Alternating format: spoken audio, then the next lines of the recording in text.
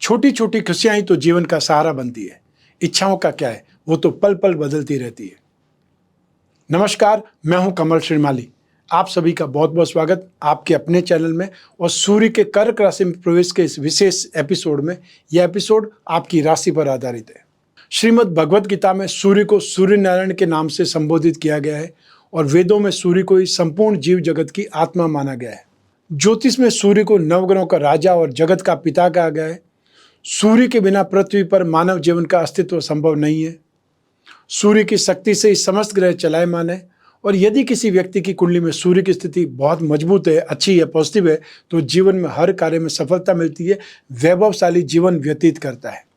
वहीं सूर्य के अशुभ प्रभाव से मान सम्मान में कमी, आत्मविश्वास में कमी, या पिता को कष्ट या पिता के सुख में कमी, या पिता से वैचारिक मतभेद, सरकारी कार्यों में बाधा और आंखों के रोग परेशान करते हैं। आंखें बहुत जल्दी कमजोर हो सकती है यदि जन्म कुंडली में सूर्य नेगेटिव है, अशुभ है या पाप ग्रहों से पीड़ित है। तो अब बात करते हैं हम विशेष रूप से कर्क संक्रांति की। सूर्य के उत्तरायण होने को मकर संक्रांति और सूर्य के दक्षिणायन होने को कर्क संक्रांति कहा जाता है। शास्त्रों एवं धर्म के अनुसार उत्तरायण का समय देवताओं का दिन और दक्षिणायन देवताओं की रात्रि होती है। इस प्रकार वैदिक काल से उत्तरायण को देवयान और दक्षिणायन को पितृयान कहा जाता रहा है। कर्क संक्रांति में कोई भी की गई सूर्य उपासना से दोषों का शमन होता है और कर्क संक्रांति में भगवान विष्णु का चिंतन मनन बहुत शुभ फल प्रदान करता है। जो कर्क संक्रांति समय काल में सूर्य को पितरों का अधिपति माना जाता है। इस काल में शोषण कर्म और अन्य मांगलिक कर्मों के अतिरिक्त अन्य कर्म ही मान्य होते हैं। श्रावण मास में विशेष रूप से भगवान भोलेनाथ की पूजा अर्चना करने से पुण्य फलों में वृद्धि होती है। श्रावण मास में प्रतिदिन शिव महापुराण और शिव स्तोत्र का विधि पूर्वक पाठ करके दूध, गंगाजल, बिलपत्र या फल इत्यादि सहित शिवलिंग का पूजन करना चाहिए। इसके साथ ही इस मास में ओम नमः शिवाय मंत्र का जाप भक्ति भाव से बहुतायत में करना चाहिए और शिव पूजन करना तो विशेष लाभकारी श्रावण मास में रहता ही है। इस मास के प्रत्येक मंगलवार को मंगला गौरी का व्रत और पूजन इत्यादि विधि पूर्वक करने से स्त्रियों के विवाह, संतान और सौभाग्य में वृद्धि होती है। दक्षिणायन के समय में भगवान विष्णु और भगवान शिव का पूजन किया जाता है। इस दिन अर्थात संक्रांति के दिन, जिस दिन सूर्य राशि बदल करके कर्क राशि में आते हैं, वही दिन संक्रांति कहलाता है। कर्क संक्रांति के दिन वही है। इस दिन तुलसी पत्र से भगवान विष्णु की पूजा करना फलदायी माना गया है। तो पितरों की शांति के लिए इस दिन पिंडदान किया जाता है। कर्क संक्रांति को किसी भी शुभ और नए कार्य के प्रारंभ के लिए शुभ नहीं माना जाता है। इस दिन सूर्यदेव को जल अर्पित करना बहुत ज़्यादा शुभ है। संक्रांति के दिन की गई सूर्य उपासना से दोषों का शमन होता है। सूर्यदेव से सदा स्वस्थ रहने की कामना करें। आदित्य हृदय स्तोत्र और सूर्य मंत्र का पाठ करें और इस समय में शहद का उपयोग करना लाभकारी माना जाता है। वहीं कर्क संक्रांति पर वस्त्र और खाने की चीज़ों का, विशेषकर तेल के दान का बड़ा भारी महत्व है। आइए अब बात करें इस गोचर में सूर्य से बनने वाले योगों की, क्योंकि कुंडली में बनने वाला हर योग कोई न कोई प्रभाव हमारे जीवन पर जरूर डालता है। ग्रहों की चाल ही अच्छा या बुरा करने को प्रेरित करती है। सूर्य के कर्क राशि में प्रवेश करने के साथ ही बुध के साथ में युति हो जाएगी। इस युति का क्या परिणाम मिलेगा, सबसे पहले यही बता देता हूं। सूर्य और बुध जब कुंडली में एक साथ हो तो बुधादित्य योग का निर्माण करते हैं। बुध बुद्धि का स्वामी है तो सूर्य प्रतिष्ठा और तेजस्विता का। जब सूर्य और बुध एक साथ में हो जाते हैं तब इन ग्रहों की शक्ति कई गुना बढ़ जाती है। इस योग से सोचने समझने की शक्ति बहुत ज़्यादा बढ़ जाएगी। सूर्य अपने तेज से बुध की शक्ति में वृद्धि कर देते हैं और बुधादित्य योग राजयोग कारक होता है। यही सूर्यदेव 17 जुलाई की प्रातः 5:07 पर कर्क राशि में प्रवेश करेंगे। तो कर्क राशि ये एक जल तत्व की राशि है और सूर्य अग्नि तत्व प्रधान ग्रह है। सूर्य और चंद्रमा एक दूसरे के साथ में घनिष्ठ मित्र संबंध रखते हैं और इसका लाभ आपको मिलेगा। सूर्य के इस गोचर का प्रभाव सभी 12 राशियों पर होगा। हालांकि कर्क राशि में सूर्य गोचर का प्रभाव ज़्यादा देखने को मिलेगा। तो आइए अब इस राशिफल के माध्यम से डालते हैं उन प्रभावों पर एक नज़र। आरंभ कर रहा हूँ मेष राशि से। मेष राशि से पंचमे सूर्य चतुर्थ भाव में गोचरवश प्रवेश करेंगे। तो चतुर्थ भाव सुख, घर, माता और भूमि, भवन, वाहन सुख का माना जाता है। इस समय काल में आपकी पारिवारिक स्थिति में खिंचाव आएगा। आपका डोमिनेटिंग रवैया परिवार को पसंद नहीं आएगा। आप स्वयं को ही सही मानते हैं और चाहते हैं कि दूसरे भी माने। आपको अपनी इस आदत से बचने का प्रयास करना होगा। जमीन जायदाद संबंधी बहुत प्रकार की समस्या उत्पन्न हो सकती है। मानहानि होने की संभावना यहाँ पर बलवान हो जाएगी, या फिर माता जी के स्वास्थ्य को ध्यान में रखना आपके लिए बहुत ज़्यादा जरूरी हो जाएगा। इस गोचर काल के दौरान आपको मानसिक तनाव में वृद्धि देखने को मिलेगी और आपका स्वास्थ्य भी कुछ कमजोर हो सकता है। शारीरिक परेशानियां यहाँ पर खड़ी हो सकती है, स्पेशली छाती पर दबाव महसूस होगा या बहुत ज़्यादा अपने आप को बेचैन महसूस कर सकते हैं, और या फिर हार्ट प्रॉब्लम या प्रेशर में अपने आप को दबाव में महसूस कर सकते हैं। घरेलू मुद्दे ही आपका बहुत ज़्यादा समय चाहेंगे, इसलिए इनका जल्द से जल्द निपटारा आपके लिए बहुत बेहतरीन होगा। वैवाहिक जीवन में भी कुछ परेशानियों का सामना करना पड़ सकता है। हालांकि आपके जीवन साथी को आपके कैरियर में जबरदस्त सफलता और प्रमोशन मिलने के योग बनेंगे। यात्रा में असुविधाएं आपको दिखाई देंगी। उपाय के तौर पर तांबे का कड़ा अपने राइट हैंड में पहनना शुभ रहेगा, और ये अगर हो सके तांबे का कड़ा रविवार को सुबह सुबह सूर्योदय से 1 घंटे के भीतर भीतर पहने तो और ज़्यादा शुभ है। आइए अब बात करें वृष राशि की। वृष राशि के लिए सुकेश सूर्य पराक्रम भाव में गोचरवश प्रवेश करेंगे, तो पराक्रम भाव साहस, एनर्जी, छोटे भाई बहनों से आपके संबंध और छोटी छोटी यात्राओं का भी है। इस गोचर से आपके कॉन्फिडेंस में वृद्धि होगी, जिससे आप चैलेंजेस को आसानी से फेस कर पाएंगे। स्वास्थ्य की दृष्टि से भी यह गोचर आपको पॉजिटिव रिजल्ट देंगे, और यह समय रोगों से मुक्ति या सुख चैन प्राप्ति का होगा। भाई बहनों से स्नेह मिलेगा, सपोर्ट मिलेगा, और आप भी अपने भाई बहनों की आर्थिक रूप से मदद करेंगे या उनकी सुख सुविधाओं का ख्याल रखेंगे। अपने फ्रेंड्स के साथ में समय बिताने का आपको मौका मिलेगा, और अपने विरोधियों पर आपका डर बना रहेगा। मित्रों से फाइनेंशियल गेन या फिर उनसे फाइनेंशियल सपोर्ट मिल सकता है। संतान से सुख और संतान से भी धन प्राप्ति लाभ मिलना संभव है। समाज में मान सम्मान और यश की प्राप्ति होगी, और अपने कैरियर में, अपने कामकाज में आपको बहुत बेहतरीन रिजल्ट्स मिलेंगे। आपकी सोशल लाइफ में इम्प्रूवमेंट आएगा, और समाज के प्रतिष्ठित लोग आपके संपर्क में आएंगे, और आपके आसपास के लोगों के प्रति भी आपका व्यवहार काफ़ी मेलजोल वाला रहेगा, काफ़ी सपोर्टिव रहेगा। आप अपने टारगेट को अचीव करने का भरसक प्रयास करेंगे, और इसके लिए आपको ज़बरदस्त तरीके से मेहनत भी करेंगे। आपके कार्यों की, आपके प्रयासों से प्रशंसा होगी, और आपके वरिष्ठ अधिकारी या आपके सीनियर्स, आपके बुजुर्ग आपके काम से खुश होंगे, और इस अवधि में कोई नया पद या नई जिम्मेदारी मिल सकती है। इस गोचर काल में यात्राओं से आपको लाभ मिलेगा। उपाय के तौर पर माँ लक्ष्मी जी की आराधना करना, और उन्हें शुक्रवार के दिन लाल पुष्प या कमल पुष्प आपको चढ़ाने चाहिए। आइए अब बात करें मिथुन राशि की। मिथुन राशि के लिए पराक्रमी सूर्य धन भाव में सेकंड हाउस में गोचरवश प्रवेश करेंगे। सेकंड हाउस धन भाव वाणी, दृष्टि, धन और संपत्ति, संचय या परिवार, और साथ ही साथ प्राइमरी एजुकेशन का माना जाता है। सूर्य के इस गोचर का समय काल मान सम्मान की कमी दे सकता है, या फिर पैसे की समस्या दे सकता है। आपका पैसा कहीं फंस सकता है। इन्वेस्टमेंट जो भी करें बहुत सोच समझ के करें, नहीं करें तो ज़्यादा अच्छा है। और या फिर जो लोग बिजनेस में हैं, उनको बिजनेस में कोई बहुत बड़ा नुकसान हो सकता है, पैसा फंस सकता है, इसलिए संभल करके चलने की सबसे ज़्यादा सलाह देना चाहता हूँ। बहुत बार ऐसा होता है कि कामकाज के चलते या कोई कामकाज के कारण, बाधाओं के कारण अपने परिवार से दूर भी रहना पड़ सकता है। अपने संबंधियों से, मित्रों से, समाज के सम्मानित लोगों से वाद विवाद के कारण, झगड़ा होने के कारण भी मेंटली अपसेट हो सकते हैं, दुखी रह सकते हैं। अपने खुद के शब्दों में आपको कड़वाहट या कटुता से बचना होगा, और किसी को भी अपशब्द बोलने से बचना होगा। अपनी बात को प्रेम पूर्वक बोलना सीखें या कहना सीखें, यही आपके लिए बेहतर है, अच्छा है। इस गोचर काल के दौरान एक और आपकी मानसिक चिंताएं बढ़ेगी, दूसरी ओर शारीरिक समस्याओं का सामना भी आपको करना पड़ सकता है। आपको बुखार, ब्लड प्रेशर, हार्ट प्रॉब्लम, या फिर आंखों के रोग, या आपको आई इन्फेक्शन या स्टमक के इन्फेक्शन से दुख उठाना पड़ सकता है, कष्ट उठाना पड़ सकता है। इस समय काल के दौरान जीवन साथी का स्वास्थ्य भी कमजोर रहने की संभावना है, उनका भी ध्यान रखना पड़ेगा। तो पारिवारिक मामलों के कारण आपका मेंटल स्ट्रेस बढ़ सकता है, कंसंट्रेशन वीक हो सकता है, और इसके लिए खुद को ही व्यस्त रखना पड़ेगा। इस गोचर काल में व्यर्थ ही व्यक्ति इधर उधर घूम करके यात्राएं करता है या अपना रुपए पैसा और समय व्यर्थ बर्बाद कर सकता है। इनसे बचना है। उपाय के तौर पर आपको गायों को चारा डालना या गौ सेवा में जो भी अपनी सामर्थ्य हो उसके अनुसार दान देना चाहिए। आइए अब बात करें कर्क राशि की। कर्क राशि के लिए धनेश सेकंड हाउस के लॉर्ड सूर्य हैं, जो आपकी राशि भाव में गोचरवश प्रवेश करेंगे। तो फर्स्ट हाउस आपके स्वभाव, स्वास्थ्य, रंग रूप और सुख दुख का माना जाता है। इस समय आपको फाइनेंस और जो कानून से संबंधित मामलों में समस्याएं आ सकती है।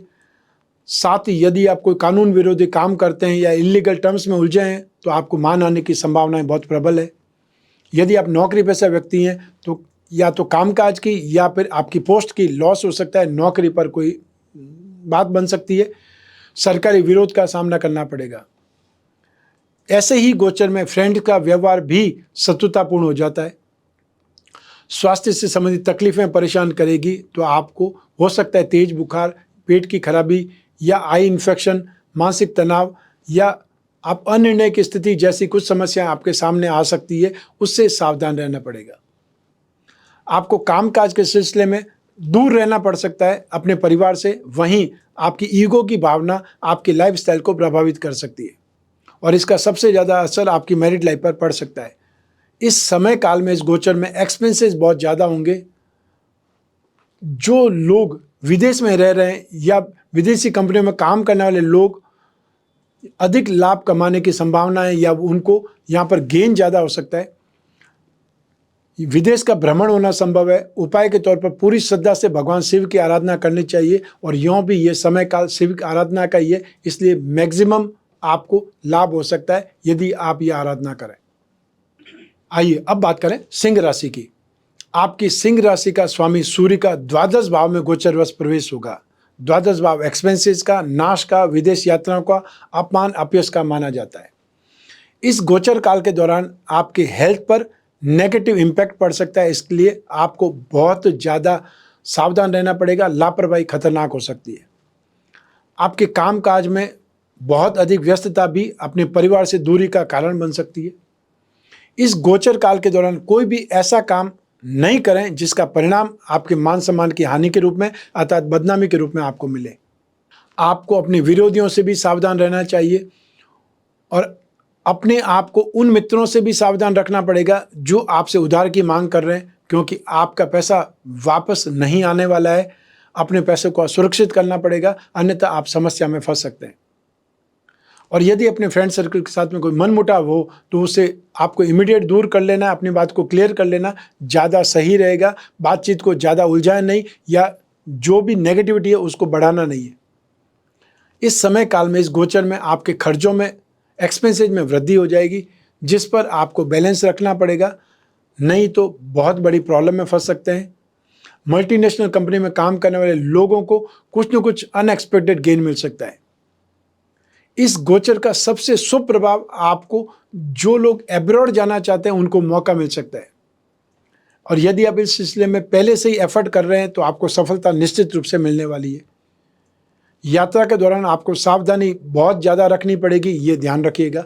उपाय के तौर पर रविवार के दिन श्वेतार का पौधा ला करके अपने घर में कोई न कोई गमले में लगाइए और रोजाना आप उसको सींचना भी है और रोजाना उसकी पूजा भी करनी है। आइए अब बात करें कन्या राशि की। तो कन्या राशि के लिए द्वादश से सूर्य होते हैं जिनका एकादश भाव में गोचरवश प्रवेश होगा। एकादश भाव अर्थात 11th हाउस लाभ भाव कहा जाता है। लाभ के लिए, यश के लिए, वृद्धि के लिए, बड़े भाई के लिए जाना जाता है। सूर्य का यह गोचर आपके लिए बहुत ज़्यादा पॉजिटिव है और आपको एक से ज़्यादा रिसोर्सेज से फाइनेंशियल गेन मिलने की या आपको सक्सेस मिलने की आशा करनी चाहिए। इस समय काल के दौरान आपकी आमदनी में ज़बरदस्त वृद्धि होगी और एक्सपेंसेस कम हो जाएंगे, जिससे आप अपनी फाइनेंशियल स्टाइल को, फाइनेंशियल लाइफ को, सिचुएशन को सुधार पाने में कामयाब हो जाएंगे। आप अपने शत्रुओं पर नियंत्रण प्राप्त करेंगे और वह आपके सामने आने की हिम्मत नहीं जुटा पाएंगे। अपने पिता से लाभ या उनसे संपत्ति मिल सकती है, सपोर्ट मिल सकता है, सहयोग मिल सकता है। दान, धर्म, पुण्य आदि कार्यों में आपका मन बहुत लगेगा, इंटरेस्ट आपको बहुत आएगा। सरकारी क्षेत्रों से लाभ मिलने की पूरी संभावना है और इस दौरान कोई बड़ी उपलब्धि आपको मिल सकती है। कोई लंबी चलने वाले प्रोजेक्ट में आपको इन्वॉल्वमेंट हो सकता है और इससे यश और लाभ भरपूर मिलेगा। जॉब वाले लोगों को अपने सीनियर से सहयोग मिलेगा और जीवन में उनके साथ में आगे बढ़ पाएंगे या कोई न कोई बड़ी प्लानिंग में हिस्सेदार बन पाएंगे। जो लोग कोई न कोई प्रेम संबंधों में या रिलेशनशिप में उसमें कुछ कमी आ सकती है और आपको सावधानी रखनी चाहिए। कोई बात को लेकर के फ्रेंडशिप में नाराजगी आ सकती है, रिश्ते में दरार या अलगाव की स्थिति उत्पन्न हो सकती है। उपाय के तौर पर रविवार के दिन किसी विष्णु मंदिर में गेहूं भेंट करना शुभ रहेगा। आइए अब बात करें तुला राशि की। तुला राशि के लिए लाभेश 11th हाउस के लॉर्ड सूर्य हैं, जो कि 10वें भाव में गोचरवश प्रवेश करेंगे। तो 10वां भाव समाज में आपकी स्थिति, जीवन में मिलने वाली उपलब्धियों के बारे में बताता है और 10वें भाव में सूर्य को दिग्बल प्राप्त होता है और वह अधिक बलवान माने जाते हैं। सूर्य आपके कर्म भाव को बल प्रदान करेंगे। आपका मान सम्मान, गौरव, आपके प्रताप में अर्थात आपकी जो परफॉर्मेंस में, नेम फेम में वृद्धि होगी। आपको अपनी नौकरी या बिजनेस में अनुकूलता मिलेगी। प्रमोशन के लाभ के अवसर ज़्यादा प्राप्त होंगे। आपकी आमदनी में वृद्धि होगी और आपके कैरियर में आपकी गुडविल बहुत मजबूत होगी। सरकारी योजनाओं से या सरकारी क्षेत्र से लाभ मिलने के अच्छे संकेत दिखाई दे रहे हैं और जो लोग गवर्नमेंट में टेंडर भरते रहते हैं उन लोगों के लिए यहाँ पर कोई एक्स्ट्रा ऑर्डिनरी अचीवमेंट मिल सकता है। स्वास्थ्य और आर्थिक दृष्टिकोण से आपके लिए गोचर बहुत शुभ रहने की ओर इशारा कर रहा है। समाज में आपका रुतबा बढ़ेगा और समाज की बहुत प्रभावशाली हस्तियों से आपके संपर्क बनेंगे, जो आने वाले समय में आपके भाग्य को मजबूत बनाने में आपकी सहायता करेंगे। भाग्य का पूरा पूरा साथ आपको मिलेगा। पारिवारिक जीवन में थोड़ी अशांति जरूर रह सकती है, उसका आपको ध्यान रखना पड़ेगा। नौकरी में मनचाहा ट्रांसफर या फिर स्थान परिवर्तन के योग बन सकते हैं और जो लोग अपनी जॉब को स्विच करना चाहते हैं उनको भी वैसे योग मिल सकते हैं। अपने पिताजी के साथ में संबंधों में मधुरता बनाए रखने का प्रयास करना चाहिए। उनका सहयोग आपके कामकाज में और व्यवसाय में आपको उन्नति दे सकता है। उपाय के तौर पर शुक्रवार के दिन छोटी छोटी कन्याओं को चॉकलेट, टॉफी या आइसक्रीम आदि वितरित करना चाहिए या जो उनको मिठाई पसंद है वो उनको भेंट करनी चाहिए। आइए अब बात करें वृश्चिक राशि की। वृश्चिक राशि के लिए 10वें सूर्य आपकी राशि से 9वें भाव में, भाग्य भाव में गोचरवश प्रवेश करेंगे। 9वां भाव अर्थात भाग्य भाव से धर्म, लंबी दूरी की यात्राएं, गुरु या गुरुतुल्य लोगों का आपके जीवन में स्थान के बारे में विचार किया जाता है। सूर्य के इस गोचर काल के दौरान प्रेतक संपत्ति मिलने की संभावना बहुत ज़्यादा बलवान हो जाएगी। इस अवधि में आपको थोड़ा उतार चढ़ाव का सामना करना पड़ सकता है। अचानक से कुछ काम बन सकते हैं तो कुछ काम बिगड़ भी सकते हैं। आप में से वो लोग जो इलीगल काम करते हैं, कानून के विरुद्ध काम करते हैं, उनकी मानहानि होने की संभावनाएं भरपूर है। फाइनेंस से संबंधित मामलों में, लेन देन के मामलों में बहुत ज़्यादा सावधानी बरतनी पड़ेगी क्योंकि यहाँ पर आपका पैसा फंसने की बहुत ज़्यादा संभावना है। संभव हो तो इस समय काल में किसी को पैसा उधार देने से या किसी को पैसा देने से ही बचना चाहिए।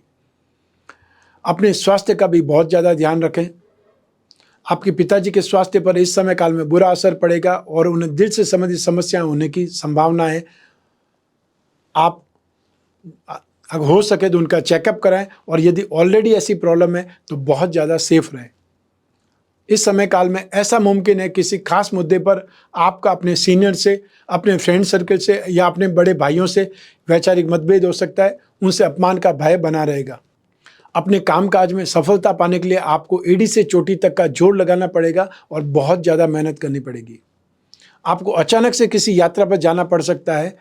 उपाय के तौर पर आपको प्रातःकाल सूर्योदय से पहले ही उठ करके सूर्य मंत्र का जाप आरंभ कर देना चाहिए और यथासंभव जितना ज़्यादा कर सकते हैं उतना ज़्यादा करना चाहिए। आइए अब बात करें धनु राशि की। धनु राशि के लिए भाग्य सूर्य है, अष्टम भाव में गोचरवश प्रवेश करेंगे। अष्टम भाव जीवन के उतार चढ़ाव, आकस्मिक धन हानि या आकस्मिक धन प्राप्ति का होता है। सूर्य के इस गोचर से आप किसी वाद विवाद का सामना करना पड़ सकता है। हालांकि आपको बात को आगे बढ़ाने से रोकने का भरपूर प्रयास करना चाहिए। दाम्पत्य जीवन में भी कोई न कोई ढंग से तनाव बढ़ सकता है और संभावना है कि आपका अपने जीवन साथी या ससुराल पक्ष के लोगों से मतभेद हो। अपने जीवन साथी के स्वास्थ्य का भरपूर ध्यान रखें, वे इन बातों से आहत हो सकती है। इस समय काल में आपके शत्रु प्रबल हो सकते हैं, इसलिए उनके प्रति आपको बहुत ज़्यादा अलर्ट रहना पड़ेगा। अपनी हेल्थ को भी बहुत अच्छे ढंग से मैनेज करना है और यदि कोई रोग है या कोई रोग की उत्पत्ति आपको दिखाई देती है तो इमीडिएट डॉक्टर ही कंसल्ट करना चाहिए। आपको किसी भी तरह के गैर कानूनी कामों से दूर रहना है, अन्यथा आपको सरकारी भय, जुर्माना, मुकदमा, गिरफ्तारी हो सकती है। अनचाहे खर्च भी आपको उठाने पड़ सकते हैं और इसका असर आपकी फाइनेंशियल सिचुएशन पर पड़ेगा, स्ट्रेंथ पर पड़ेगा। इसलिए खर्च और आमदनी में बेहतर तालमेल बनाए रखने का प्रयास करें ताकि आप किसी भी प्रकार की समस्या में ना उलझ पाएं। जो भी आप कमाई करते हैं उसमें बचत करने पर जोर डालें। व्यावसायिक जो साझेदार हैं उनके साथ में भी व्यवहार आपको बहुत पॉजिटिव बनाए रखना है। उपाय के तौर पर भगवान सूर्यदेव की उपासना करें और तांबे के लोटे से उन्हें रोजाना सूर्य को अर्घ्य जरूर प्रदान करें। आइए अब बात करें मकर राशि की। मकर राशि के लिए अष्टमेश सूर्य हैं, सप्तम भाव में गोचरवश प्रवेश करेंगे।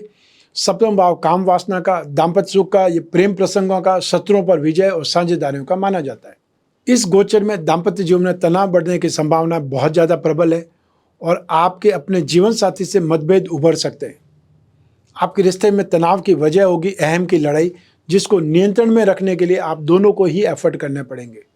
इस गोचर काल के दौरान आपके जीवन साथी और उनके साथ ही साथ आपकी संतान के स्वास्थ्य पर प्रतिकूल असर पड़ सकता है, इसलिए इन सभी की सेहत का ध्यान रखना पड़ेगा। व्यापार के लिए जो परिस्थितियां अभी आपके लिए अनुकूल नहीं है, लिहाजा बिजनेस के मामले में कोई भी बहुत बड़ा डिसीजन लेने से बचना चाहिए। अपने व्यावसायिक साझेदारों से इस समय सही व्यवहार बनाए रखना आपकी प्रायोरिटी होनी चाहिए। यहाँ पर एक खुशी की बात है, यदि आप किसी भी प्रकार की नौकरी करते हैं तो आपको कोई बहुत ज़्यादा शुभ समाचार मिल सकते हैं। यदि आप ट्रांसफ़र चाहते हैं तो ट्रांसफ़र मिल सकता है और यदि आप प्रमोशन चाहते हैं तो वो प्रमोशन मिल सकता है।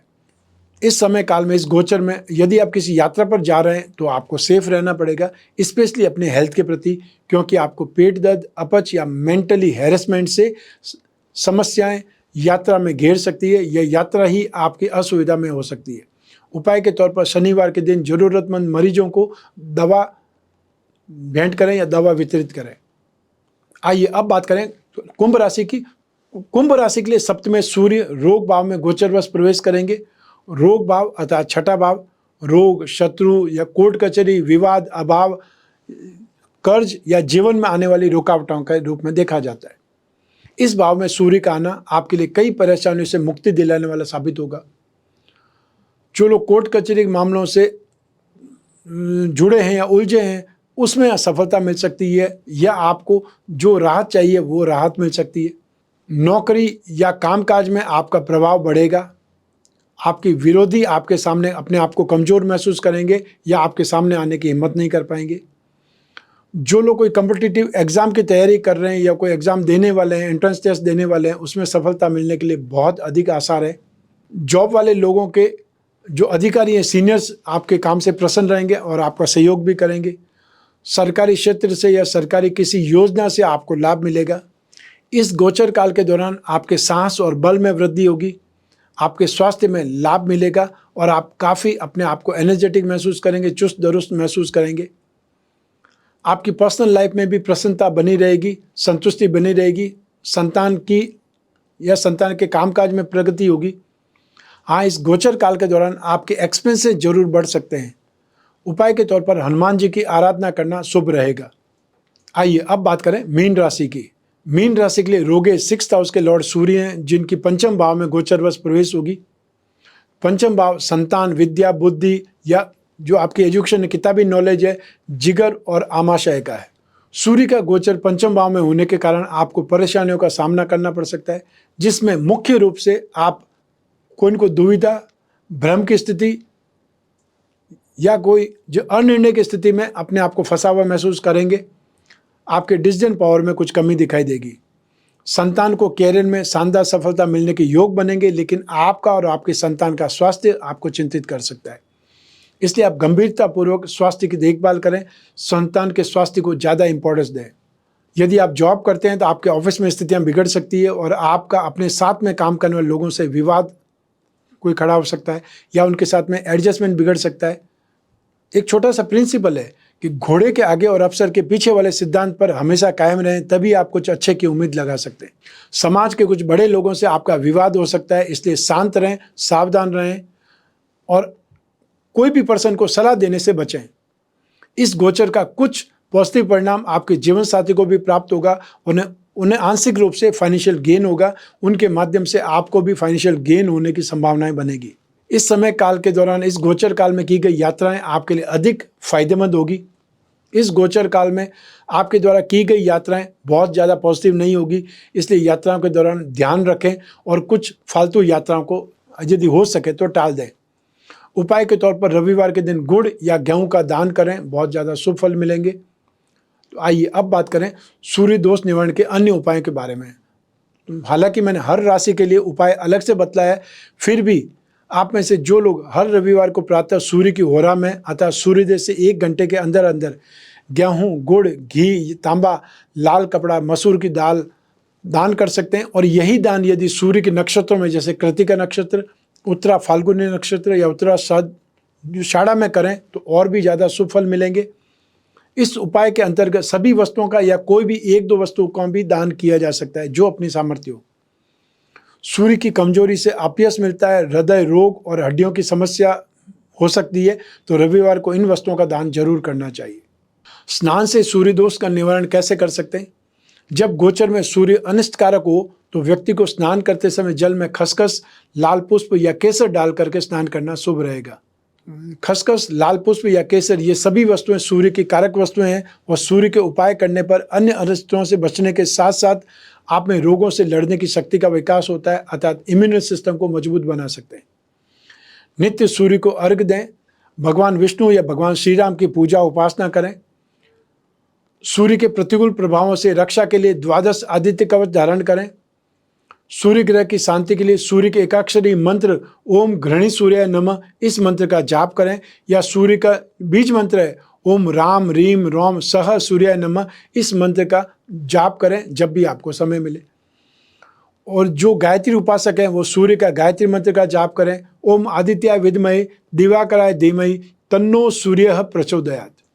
जो लोग स्तोत्र पाठ कर सकते हैं उन्हें आदित्य हृदय स्तोत्र का पाठ करना सर्वश्रेष्ठ है। सूर्य ग्रह की शांति के लिए आप 1 मुखी या 12 मुखी रुद्राक्ष भी धारण कर सकते हैं। ये था सूर्य का गोचर फल।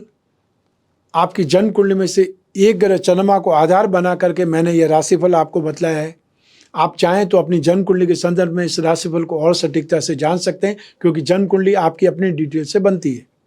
और यूँ भी जब जीवन में समस्याएं हो, भविष्य में झांकना हो, कोई बहुत बड़ा डिसीजन लेना हो, तब अपनी जन्म कुंडली का विश्लेषण जरूर करवाना चाहिए। और जन्म कुंडली का विश्लेषण कराने की जब भी जिज्ञासा उत्पन्न हो, स्क्रीन पर दिए हुए नंबर पर संपर्क स्थापित करना है या व्हाट्सएप पर मैसेज करना है। जो लोग फेस टू फेस मिलना चाहते हैं वो लोग शेड्यूल देख लें कि मेरा आने वाले समय में आपके शहर के आसपास कोई शेड्यूल बन रहा है तो वहाँ पर आप अपॉइंटमेंट ले सकते हैं। या फिर आप कोई भी कंट्री में रहते हो, किसी भी सिटी में रहते हो, अपने घर बैठे हुए टेलीफोन कंसल्टेंसी से, वीडियो कॉन्फ्रेंसिंग से अपनी जन्म कुंडली का विश्लेषण करा सकते हैं। जो भी आप पूछना चाहते हैं, जो डिस्कस करना चाहते हैं वो डिस्कस कर सकते हैं, और जो उपाय होंगे वो मैं आपको सरल से सरल और विशेष उपाय भी बतलाऊँगा। आप और मैं ही बात करेंगे, बीच में तीसरा कोई भी नहीं होगा, इसलिए अपनी पर्सनल से पर्सनल प्रॉब्लम भी आप डिस्कस कर सकते हैं बिना किसी हिचक के। मैं कामना करता हूं कि आप स्वस्थ रहें, प्रसन्न रहें और सुरक्षित रहें। अपना और अपने परिवार का, घर के छोटे छोटे बच्चों का और घर के बुजुर्गों का बहुत ख्याल रखें। आप सभी को मेरा नमस्कार, बहुत बहुत शुभकामनाएं। ईश्वर आपकी रक्षा करे। धन्यवाद।